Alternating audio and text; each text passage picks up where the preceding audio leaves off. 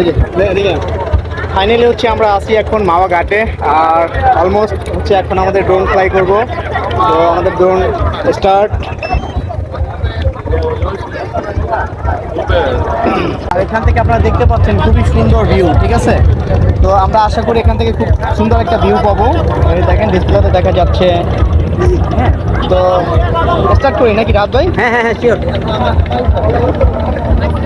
Pilot ঠিক আছে তো?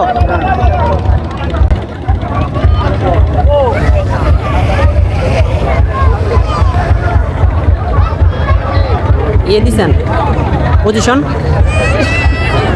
বাবা, ওই যে প্লেন উড়ে, এই আপনি ইয়ে দেন, ওই যে হোম, ব্যাক টু হোম দিয়ে রাখেন সেটিং।